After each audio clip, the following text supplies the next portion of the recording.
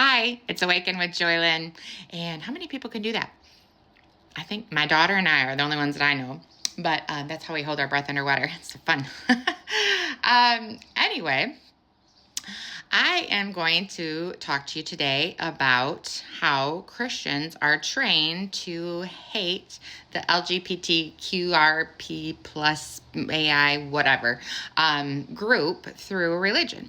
How religion has trained them to hate the sinner and not the sin. And it's really sad, and I'm going to try to help you understand it. But also, you have to hear me and to hear what I'm saying. You have to have an open mind. If you're triggered by what I just said, or you're automatically wanting to like shut me off or report me or whatever, you're not going to hear what I have to say, and you're going to just get mad, and your nervous system is not going to be relaxed enough to hear me. So if you're in that case, whatever, but just know that my intentions are good. My heart is in the right spot. I love everyone on this freaking planet, and I'm trying to help you understand and connect dots of what the control system is that they have put over us, is doing to us. Okay.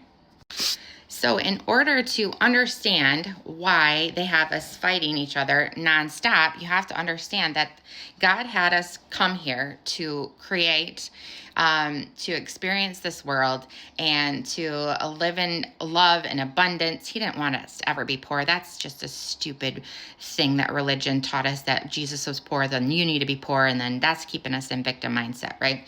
So, but you have to understand that God wanted us to come here and explore. I mean, you think he really would have came here and wanted us to stay in the Sunday church building every week when we have the whole planet of Earth to explore? No. But since some of us angels of light fell too far into darkness, onto the dark side, they corrupted the creation that God had for us, right? So God created this beautiful game to explore. Like, that's how I look at it. It's like a game board to explore. Just like, go ahead, kids, explore that amusement park, enjoy it, But then we came here, and then the bullies took over, and then they put when you start raising your consciousness high enough, you can actually start seeing the, like, how they have in the Matrix, that little green binary, you can actually start seeing through numbers and stuff, the control grid that they put over it. You have to get your level of awareness pretty high to see it. But once you do, you're like, and then you start thinking, you start seeing, and you're like, oh my God, everything's a freaking trap. Everything, like every little financial, religion, everything, all of the flags are even traps, like, what a great way to divide people is everybody has a stupid flag in their yard, right? I'm a Mr. T, whatever. And then I'm over here, I got LGBT, and then all the politicians, and then all the flag. Now, the American flag, they can use flags to unite, but they're using them to divide us right now. So if you didn't talk to your neighbor before, if they have a LGBTQ TRS flag in their yard, you're definitely not going to love on them now. So you're definitely not going to do what Jesus said now, because they got a damn flag in their yard. So, and that just goes both ways. When I was down in, Arizona, I said I had just went 10 rounds of the Christian Caring Online, and then I had a friend tell me that, we opened a portal, and that's why my nephew killed himself. I'm like, dear God, what is up with these Christians? So I was like, you know what, God?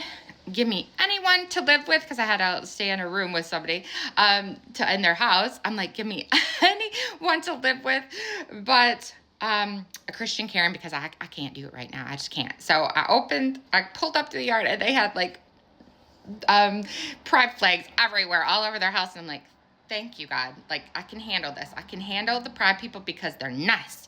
They're loving, they're good people. Like, I can handle that. They're not mean. They're a little crazy. They're not mean. Okay. So most of them, some of them, get out there, but for the most part, they're good, loving people, and they just want to be accepted. So anyway, I am just telling you, you have to understand the control systems that they put over us. So God throws us into this game, and then the bullies take over, and they actually call it a synthetic overlay. It has to do with AI and everything, but how they do it is they make everything a trap. Like, I mean, you can't, if you do one little thing wrong financially, look at how it hurts you. You can end up, and suffering through your whole life just with one little mistake. And so the financial's a trap. Credit cards, look how they get us caught in credit card, debt. That's a trap. And then the political stuff, that's a trap, because they all vote on the same, they all do the same thing. What do they say? One bird, two wings. It's the same. It's the same. There's no, that's why I just never even cared who I voted for, because they all do the same thing anyway, so that's a trap. The medical is a trap. Now we know that, that's not even medical care. That's not even health care. That's sick care. They're keeping you in a loop of trauma and sick, so when you can start raising your level of awareness, and what you do is you're activating more of your subconscious, because 90% is the subconscious, 10% is the consciousness. So that's why they're always saying in the Bible, cast your net to the right, cast your net to the right. Everything's on the right. Everything's on the open the door on the right. That's why they scream that in the Bible, and nobody gets it, because you're taking your 90% when you open your mind and listen and really start understanding what system we're in. You start activating your subconscious, what you've already been taking in lifetime after lifetime. But for what even we experience now, you're taking all that information in. But when you raise your level of awareness, which is Christ consciousness, which is taking more information in, then you're able to see things differently. You see the control grid so bad. So I scream Pride Month as Predator Month, not because they're predators, but because they're prey. Prey to the 1% of lizard brain bullies that are on the playground, making these traps for us. The religious system is a huge trap. Trash. I said trash. It's trash. Sometimes things just come out the right way, Anyway, Jesus came back to trash religion, because it's not the same. Jesus and religion are not the same. Religious is the control system they use to prevent you from reaching your full potential in God. And Jesus came back to try to teach. Everything is under this control, satanic grid and religion is the number one thing that's causing us to do this. And this, okay, let's say the pulpit, okay? The pastor can either pull you into the pits of hell, or it can pull you into God, right? So there's double meanings to everything. So, and this is the duality. This is the yin yang that they try to teach you. And everything has been corrupted. God put all here, and they took all these good symbols. That's why if you see a satanic symbol, look at the really true meaning, because all of these lizard brain people, lower brain people that fell too far in the darkness, they took all these symbols that were once good, twisted them, made them look bad, so we're scared of them. If you see a satanic symbol, look at the deeper meaning, because I will guarantee that most of these symbols and phrases and whatever, they're actually good. They had good intentions. Even like the Masons and stuff were good at one time, and now they're really bad.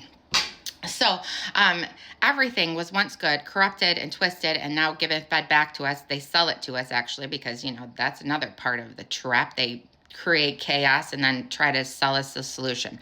So I literally call Pride Month, Predator Month. And I mean, because if you take Pride Month, put it together, write it out, Pride Month, but put them together, and you find the demon in there, okay? Find it. I'm not going to do it for you. You find it. Find the demon in that word, because they cast spells on us. That's why they call it spelling. They cast spells on us to manipulate us, to control us, to get us thinking, to get us hating each other, to get us to do bad things to each other. And so So when I say that we're all prey, we are all literally prey. Every single one of us, until we are prey, until you can get out of that lower mind, that lower consciousness, that lower vibration, into a higher way of thinking, into enlightenment, until you can see that control grid that's laid over us. We're all prey until you can get out of that mindset. And then you go from victim mindset of, woe is me. I just was online talking to a friend in that community, and he's like, people are mean to me, and Christians hate me, and they say I'm gross, and da-da-da-da, and he's going on and that, and he's like, and so we have to stand up to him, and we have to do this, and I keep telling him, but you're beautiful, and you're wonderful, and you're awesome, and you're not different. I mean, everybody's different, and you're unique, but, overall, quit separating yourself. I keep telling him, like, stop separating yourself. We are all children of God. And he's like, no, I'm different. And I'm like, no, you're not. You're just a child of God. And we're going back and forth, and he's just still in victim mode. You're still in victim mode because that I have trained you to do that. And then they have trained the Christians to hate you and not see past. And I keep telling that group was created to test the Christians, because when you realize everything in this reality is a test, if you go from looking at it as a trap to a test, you're like, shit, I am failing these tests big time. And then you're like, okay, now I need to do better, because I realize that everything is a test, and it's for us to grow our own soul. As a soul, it's for soul's growth is what they call it. So to learn these lessons, I mean, you don't come and send you to a playground and then to play without learning some lessons, right? Your dad is going to teach you some lessons. So when you start looking at everything as a test and not a trap, then that shifts your mind too. But when you wake up at first, you're like, everything is a trap, everything, and I want out of this trap. So that's why a lot of us are like, get me out of here. I don't want to do this anymore.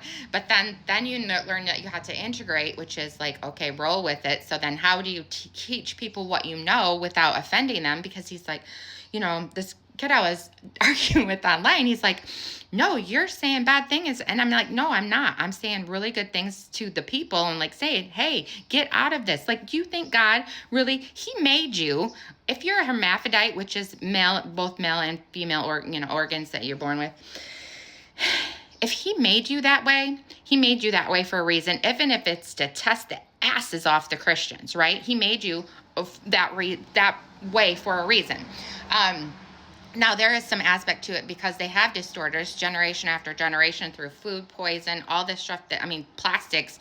Oh my God, plastics are so awful for you. The xenoestrogen, atrazine, they're literally making men women with just the atrazine.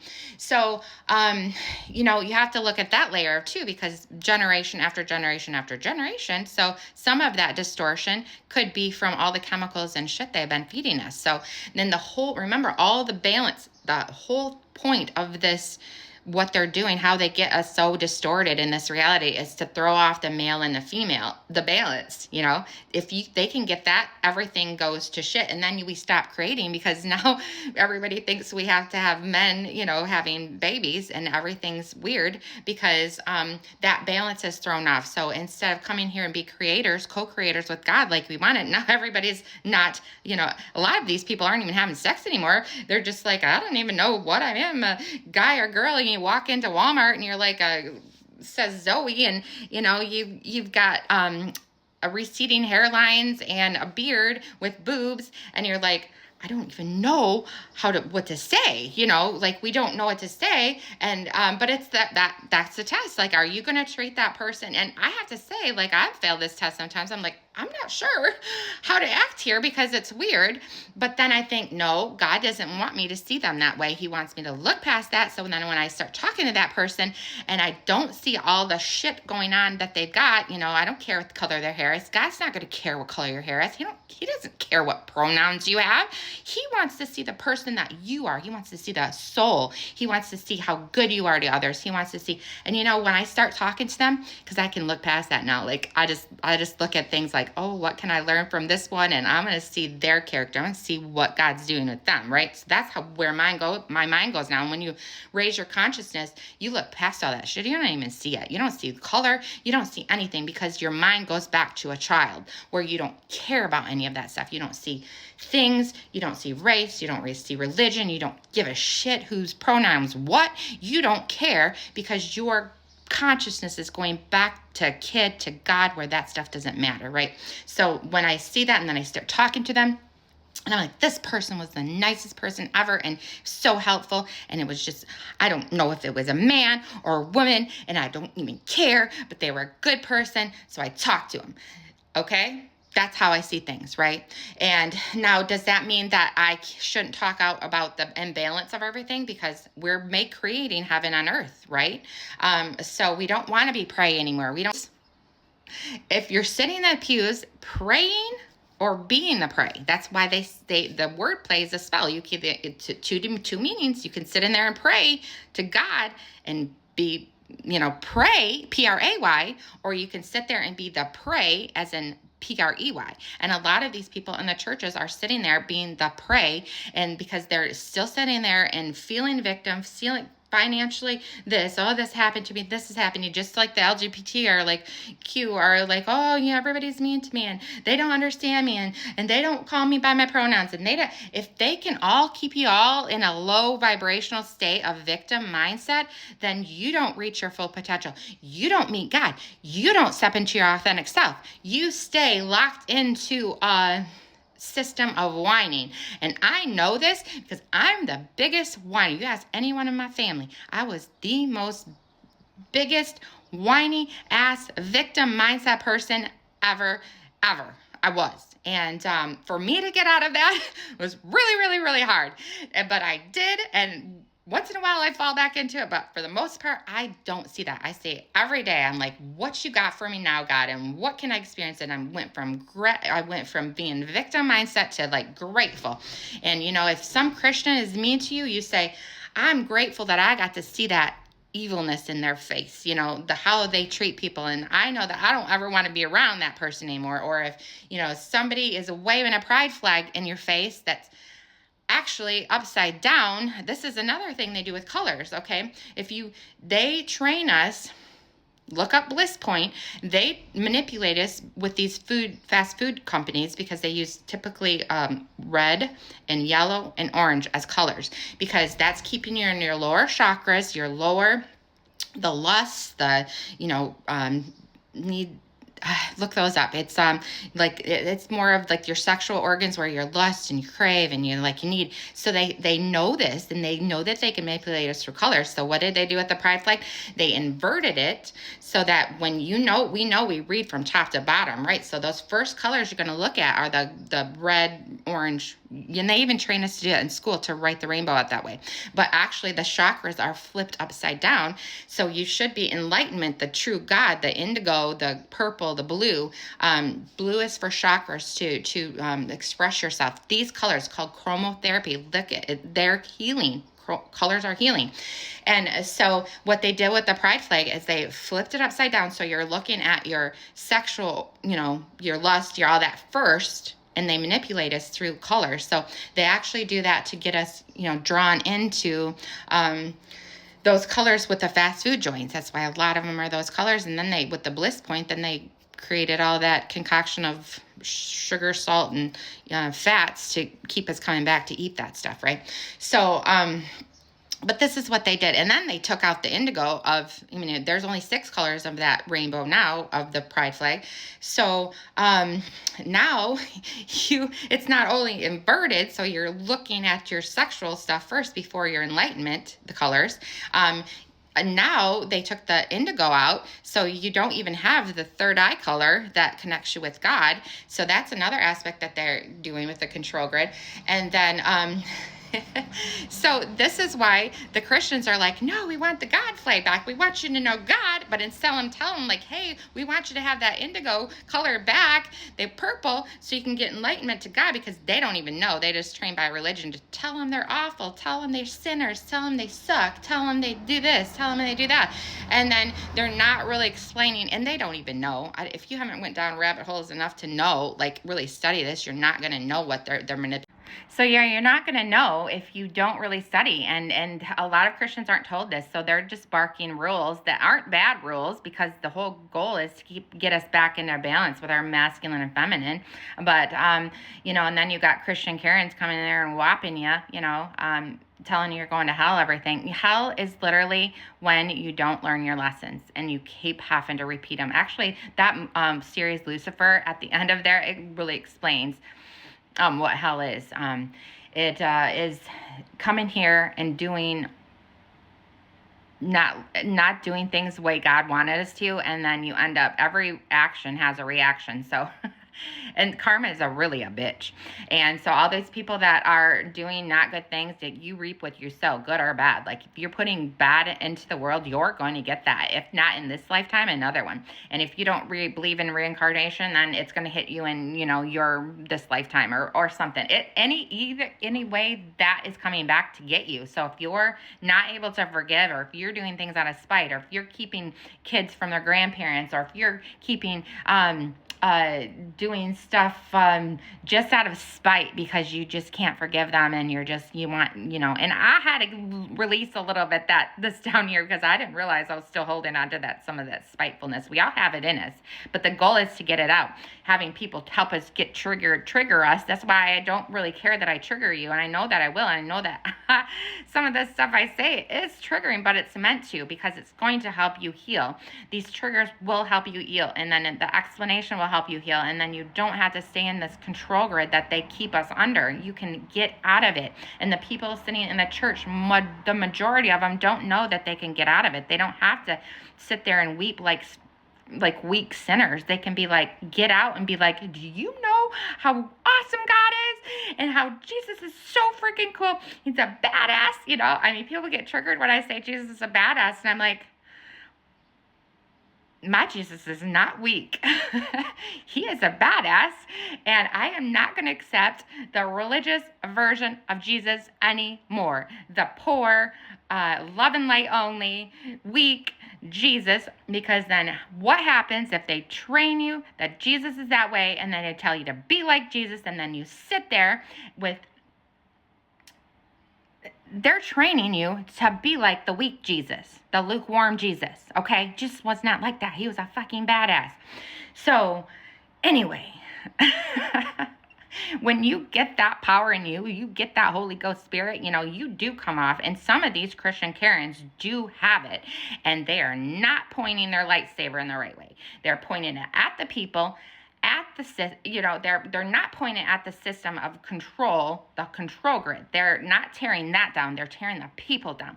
They're saying you suck because you're in that community. You suck because you don't listen to God, which is really the lower, like half of the stuff we're doing is the lower G God. So yeah, we're not going to listen to that lower G God. We're going to listen to higher G God. It's not my fault you can't see through that shit,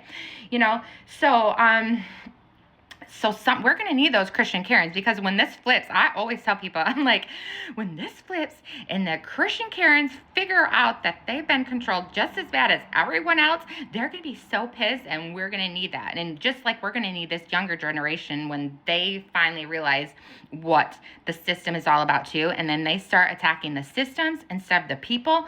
God did not want us to come here and attack each other. This is so stupid. I'm not sure why people don't get this. He did not. Can you just imagine, if there were no labels, no groups, nobody saw color. We just all, everybody in the town just came to a park somewhere, and we just played, and we just loved on each other, no matter what they looked like, no matter how much money they had, no matter what religion they were in. It doesn't even matter. You just sat down with somebody and really got to know them for who they are. And that's why I found Jesus in the streets, because that's what I did. I sat down with them. I listened to them. I heard their stories. I heard their backstories. I listened to them. I wanted to know what makes them them. I wanted to know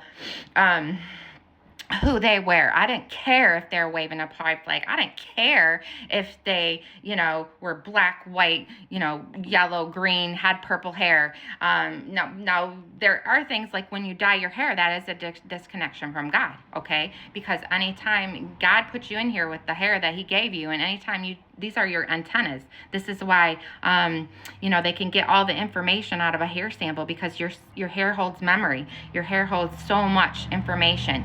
And, that's why, African American people do have, hair, and it grows up because they're actually antennas. There are things to that. You go to, and it's so cool because it's like, damn, I did not know that.